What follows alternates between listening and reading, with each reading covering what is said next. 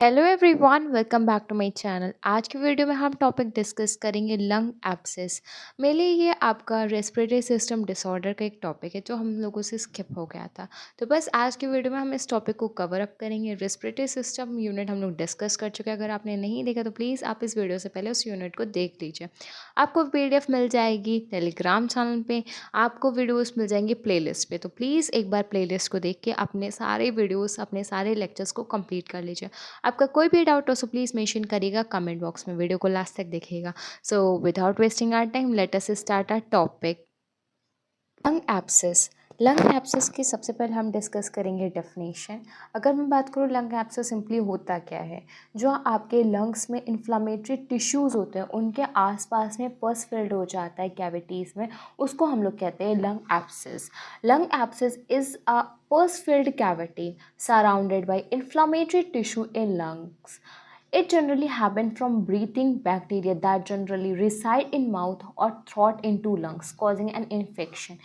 Lung abscess mainly आपके bacterias की वजह से होता है, और ये बैक्टीरिया आपके थ्रू द ब्रीदिंग, मतलब कि आप जब नोज से ब्रीथ कर रहे होते हो तब वो आपके माउथ में रिसाइड कर जाता है या फिर थ्रोट में रिसाइड कर जाता है, जिसकी वजह से वो कहाँ जाता है, लंग्स में जाता है। फिर क्या कॉज करता है, इन्फेक्शन कॉज करता है। आपको पता है कि बैक्टीरिया जो होते हैं वो इन्फेक्शन कॉज करने के बाद में पस सिक्रीट करते हैं। वो पस का सिक्रेशन जो बैक्टीरिया कर रहा है, उसके बाद में वो जो पस है वो आपकी कैविटीज़ में फिल हो जाएगा। वो कैविटीज़ आपकी कहाँ होती है, लंग्स में होती हैं। वो कैविटीज़ आपके इन्फ्लामेटरी टिश्यूज़ के सराउंडेड होते हैं, उसमें आपका पस फिल्ड हो जाता है। उसी को हम लोग कहते हैं लंग एब्सेस। लंग एब्सेस की अगर मैं बात करूँ तो मेनली इसके टाइप्स की, तो lung abscess are classified into two primary categories considering as a potential causes. Potential cause के हिसाब से लंग एब्सेस आपका टू टाइप्स का होता है। एक आपका है प्राइमरी, दूसरा आपका है सेकेंडरी। प्राइमरी लंग एब्सेस आपका डेवलप होता है उस डिजीज से जो आपका लंग इटसेल्फ कॉज करता है। सेकेंडरी में क्या होता है, किसी और की वजह से डेवलप हो जाना। मैं सिंपल वे में बता रही हूँ। तो प्राइमरी में क्या है, ये डेवलप होगा जब डिजीज़ अकर हो जाएगी लंग को खुद से, मतलब लंग में था तो लंग में हो गया, जिसकी वजह से आप डायरेक्ट लंग एब्सेस हो रहा है, तो वो प्राइमरी आ रहा है। सेकेंडरी में क्या हो रहा है, अदर बॉडी पार्ट से बैक्टीरिया आके तब वहाँ पे जाके कर रहा है वही काम, तो अब उसको हम लोग कहेंगे सेकेंडरी लंग एब्सेस। सिंपली अगर कभी भी प्राइमरी सेकेंडरी है तो आप समझ जाना प्राइमरी क्या है, वो डायरेक्ट उसी के रीज़न की वजह से हो रहा है। सेकेंडरी उसको ने सीधे ना करके किसी और बॉडी पार्ट या अदर रूट से आगे कॉज कर रहा है, तब उसको हम लोग कहते हैं सेकेंडरी। तो लंग एब्सेस आपका टू टाइप्स का होता है। First one is primary lung abscess, second one is secondary lung abscess. फिर आपका आता है कॉजेज। कॉजेज हम लोग पढ़ेंगे प्राइमरी के अलग, सेकेंडरी के अलग। प्राइमरी का सबसे पहला है निमोनिया। निमोनिया आपको पता है क्या होता है, इसमें आपको बताने की ज़रूरत नहीं है, बट जो आपके बुक में मेंशन है वो हम पढ़ लेते हैं। निमोनिया क्या है, जिसमें लंग एब्सेस डेवलप हो जाता है। तो आपको कोई भी टाइप का निमोनिया होगा तो उसमें आपका डेवलप हो जाता है। सबसे पहले आपका है एस्पिरेशन निमोनिया। आपको निमोनिया के टाइप्स पता होना चाहिए, और जब आप एस्पिरेशन निमोनिया कर रहे हो तो उस टाइम में ज़्यादातर चांसेस होते हैं कि आपको प्राइमरी लंग एब्सेस हो जाएगा। फिर आपका सेकेंड पॉइंट है ट्यूमर। प्राइमरी में ट्यूमर मतलब कि कोई भी ऑब्स्ट्रक्शन हो गया एयरवे में, जिसकी वजह से डेवलप हो सकता है प्राइमरी लंग एब्सेस। फिर आपका है अंडरलाइंग लंग डिजीज़। कोई भी लंग थ्रेटनिंग डिजीज़ हो गई आपको, जैसे कि आपको लंग कॉन्ट्यूशन हो गया है, लंग में ब्रूसेस अकर हो गए, या फिर इन्फेक्टेड है लंग्स आपका, या फिर आपके लंग्स में सिस्टिक फाइब्रोसिस अगर हो गया है, तो या फिर आपके में ब्रोंकेटेसिस कंडीशन है, तो इन कंडीशंस में भी आपको क्या मिलेगा, प्राइमरी लंग एब्सेस डेवलप हो जाएगा। फिर है इम्यून डिफिशियंसी। अगर आपकी बॉडी में इम्यूनो डिफिशियंसी डिजीज़ है आपकी, वो कंजेनाइटल भी होती है, एक्वायर्ड भी होती है। कंजेनाइटल का मतलब क्या होता है, बाय बर्थ हो गया। एक्वायर्ड का मतलब क्या होता है, आप बाद में उसको एक्वायर करते हो। तो वो कौन सी होती हैं, जैसे कि आपकी HIV होती है, एड्स होती है। तो इस कंडीशन में भी आपका क्या होता है, प्राइमरी लंग एब्सेस रहता है। फिर अगर मैं बात करूँ सेकेंडरी की, तो सेकेंडरी में आपका मेनली दो आता है। एक है आपका सेप्टिक एम्बोलाई, फिर आपका है दूसरा पॉइंट पेनिट्रेशन। सेप्टिक एम्बोलाई की अगर मैं बात करूँ तो थ्रोम्बोफिलेबाइटिस अगर इन्फेक्शन अगर एक रीजन है जिसकी वजह से अगर मैं मेनली बात करूँ तो इन्फेक्टेड हार्ट वाल्व्स होते हैं आपके राइट साइड में हार्ट के, तो उनकी वजह से सेंट्रल कैथेटर इन्फेक्ट हो जाता है, तब आप जब यूज़ करते हो आईवी ड्रग्स। होता क्या है मेनली क्या होता है अगर मैं बात करूँ इन्फेक्शन की वजह से, और होता कैसे है जब आप सेंट्रल वेनस कैथेटर का यूज़ करो तब आईवी ड्रग्स का यूज़ करो, जिस कंडीशन में क्या डेवलप हो जा रहा है इन्फेक्शन की वजह से इम्बोलस आ गया है, तो वो क्या करेगा ब्लड स्ट्रीम्स के थ्रू से वो कहाँ जाएगा, लंग्स में जाएगा। वो लंग्स में जाते क्या कॉज कर देगा आपका लंग एब्सेस। लेकिन अगर आप इसमें देख रहे हो तो मेनली लंग्स में नहीं हुआ था, पहले आपका हार्ट गया था, हार्ट से लंग्स में अफेक्ट कर रहा है, राइट। तो ये आपका क्या होगा, सेकेंडरी हो गया। बस यही चीज़ मैं समझाना चाह रही थी। प्राइमरी में क्या था, जो भी चीज़ होगी वो लंग्स में होगी और लंग्स में ही रहेगी। सेकेंडरी में क्या, पहले किसी और ऑर्गन में होगी फिर लंग्स में होगी। सेप्टिक एम्बोलाई में अगर आप देख रहे हो तो पहले आपका हर्ट हो रहा है, फिर आपका डैमेज हो रहा है लंग्स, फिर आपका आता है पेनिट्रेशन। पेनिट्रेशन का क्या मतलब होता है, जो इन्फेक्शन होता है वो बाहरी से आपका पेनिट्रेट करके लंग्स के सराउंडिंग एरियाज में आ जाता है।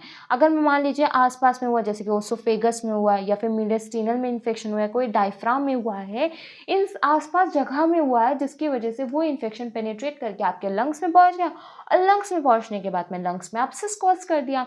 तो ये भी आप देख रहे हो कि किसी और ऑर्गन में था फिर उस ऑर्गन से लंग्स में गया, और किसी और ऑर्गन से लंग्स में जाएगा तो उसको हम लोग सेकेंडरी लंग एब्सेस कहते हैं। सिंपली लंग एब्सेस के टाइप्स में प्राइमरी सेकेंडरी यही है। उसके कॉजेस में भी आपको क्लियर हो गया। सेकेंडरी में आपके दो कॉजेज़ है, पहला आपका सेप्टिक और पेनिट्रेशन।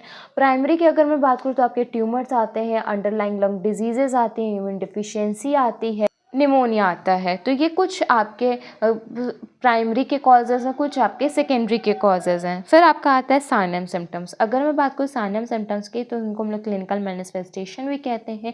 इनसे हम लोगों को क्लियर हो जाता है कि पर्सन को है वो डिज़ीज़ की नहीं है। तो आप कौन कौन से साइन एंड सिम्टम्स से पर्सन को एग्जामिन करेंगे, तो सबसे पहले आप प्रोडक्टिव कफ को देखेंगे, क्योंकि ये आपका मेन सिम्टम है लंग एब्सेस का।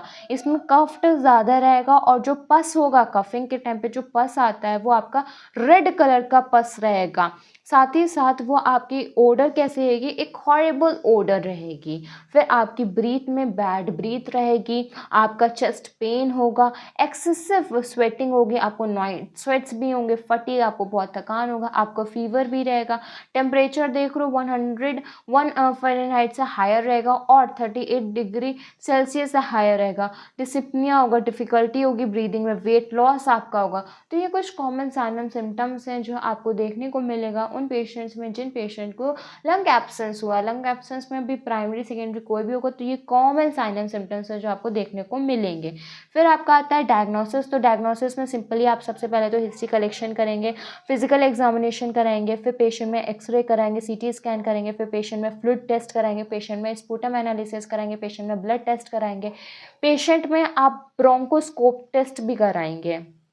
तो ये कुछ कॉमन डायग्नोस्टिक टेस्ट होते हैं जो आप लंग एब्सेस में करवाएंगे। फिर आपका आता है मेडिकल मैनेजमेंट। मेडिकल मैनेजमेंट में सबसे पहले आप एंटीबायोटिक्स को लेंगे, क्योंकि बैक्टीरियल इन्फेक्शन है तो एंटीबायोटिक्स बैक्टीरिया के अगेंस्ट वर्क करेगा। इसको आप 2 से 4 महीने तक लेंगे। फिर आपके आते हैं एनारोबिक ऑर्गेनिज्म, तो बहुत ज़्यादा कॉमन, तो उनके लिए आप पेनिसिलिन को यूज़ करेंगे, मेडिकेशन ऑफ चॉइस है आपकी। फिर आप क्लिंडामाइसिन, अगर सुपीरियर पेनिसिलिन के तो आप रिसेंट स्टडीज़ में उनको प्रेफर करेंगे। मेनली अगर आपका आएगा ना तो आप एंटीबायोटिक्स मेडिकल मैनेजमेंट में लेंगे, और अगर आपको है प्रॉब्लम तो आप ब्रोंकोडायलेटर्स ले सकते हैं, पेन की ड्रग ले सकते हैं, लेकिन मेनली आपके एंटीबायोटिक्स मेंशन है मेडिकल मैनेजमेंट में। फिर आपका आता है सर्जिकल मैनेजमेंट। सर्जिकल मैनेजमेंट में आप ड्रेनेज करा सकते हैं और सर्जरी करा सकते हैं। ड्रेनेज का मतलब क्या होता है, अगर आपका एब्सेस 6 सेंटीमीटर डायमीटर और उससे बड़ा है तब ड्रेनेज की ज़रूरत होती है। ड्रेनेज तभी आप करा सकते हैं जब आपका एब्सेस 6 सेंटीमीटर से डायमीटर में है या उससे ज़्यादा है, तभी आप कराओगे। इसमें क्या होता है, जो डॉक्टर होते हैं वो ड्रेन को करते हैं आपके चेस्ट वॉल्स से, जिससे जितना भी फ्लूइड है उसको रिमूव आउट कर सकते हैं। और साथ ही साथ पेशेंट इसमें सीटी स्कैन की गाइड होती है, उसी के थ्रू ड्रेनेज होता है। ऐसा नहीं है कि आज आपको पता चला लंग एब्सेस है और कल आपका लंग एब्सेस का ड्रेनेज हो रहा है। तो सबसे पहले सीटी स्कैन होता है, एग्जामिनेशन होता है, उसके बाद में पूरा ड्रेनेज करने का प्रोसीजर कराते हैं, फिर ड्रेन हाउस करके सक्शन करके पूरा पस को रिमूव कर देते हैं चेस्ट वॉल से। फिर आपके आती है सर्जरी। सर्जरी वैसे तो अनकॉमन है, जल्दी सर्जरी कराई नहीं जाती है, बट सर्जरी में मेनली क्या होता है, जो भी एब्सिस जो सेक्शन है लंग का, आपको पता है लंग इस तरीके से आपका एक हो गया, ये इस तरीके से, मेरे फिगर पे मत जाएगा प्लीज़। जो अगर लंग है कोई भी सेक्शन, जैसे ये चीज़ आपका एब्सिस है, तो आप सर्जिकली इसको रिमूव कर दोगे। बस यही चीज़ होती है सर्जरी में। तो क्या होता है, इससे इन्फेक्शन बच जाता है और आपका पूरा जो लंग है वो क्या हो जाता है, सेफ हो जाता है। इनडायरेक्टली जो आपका फॉरेन बॉडी या फॉरेन ऑब्जेक्ट्स है जो कॉज कर रहा है, उसको हम लोग कर देते हैं रिमूव। फिर आपका आता है नर्सिंग मैनेजमेंट। नर्सिंग मैनेजमेंट तो आपको बहुत सारे पॉइंट पता होंगे कि क्या क्या हम लोग लिखते हैं। कुछ नहीं, सबसे पहले आपको प्रोवाइड करना एंटीबायोटिक्स और आईवी ट्रीटमेंट पेशेंट को इंस्ट्रक्ट करना है कि उनको इंपॉर्टेंस रखनी है मेडिकेशंस की प्रिस्क्रिप्शन ड्यूरेशन के हिसाब से। पेशेंट को इंस्ट्रक्ट करना है कोई भी नेगेटिव इफेक्ट या फिर कोई भी कम्युनिकेटेड हेल्थ केयर टीम का हो उसके बारे में।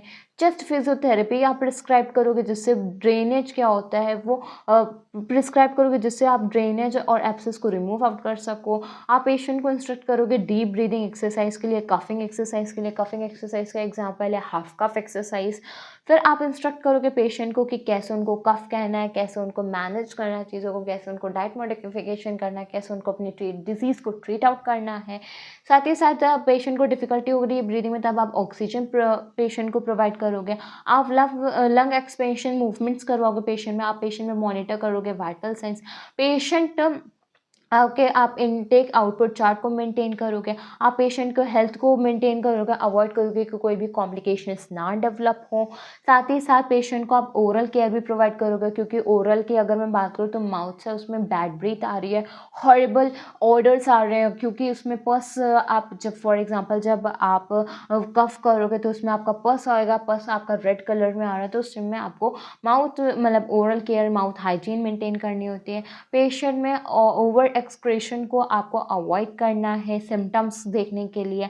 और आपको चेस्ट ट्यूब इंसर्शन साइट और ड्रेनेज का ध्यान रखना है। आपको अमाउंट देखना है कि कैसा अमाउंट में निकाला है, कलर कैसा है, क्योंकि इससे आपका मेन होता है एग्जामिन अगर नहीं अच्छे से होगा तो पेशेंट में ट्रीटमेंट अच्छे से नहीं होगा। उसके बाद में आपको पेशेंट को psychological support, emotional support provide करना होता है। पेशेंट को रूटीन के बारे में बताना होता है, चेकअप रूटीन्स के बारे में, पेशेंट को रेस्ट करना है, उसको कैसे करना है, high protein diet, high calorie diet बतानी है, पेशेंट को इनटेक के बारे में बताना है। तो ये सारे कुछ पॉइंट्स हैं जो आपके नर्सिंग मैनेजमेंट में आते हैं। लंग एब्सेस डिसीज़ आपकी कंप्लीट हो गई है। इस डिसीज़ से रिलेटेड आपका कोई भी डाउट हो सो प्लीज़ आप कमेंट बॉक्स में मेंशन कर दीजिएगा। अगर वीडियो अच्छी लगे तो प्लीज़ वीडियो को लाइक कर लीजिए, चैनल को सब्सक्राइब कर लीजिए। Thank you.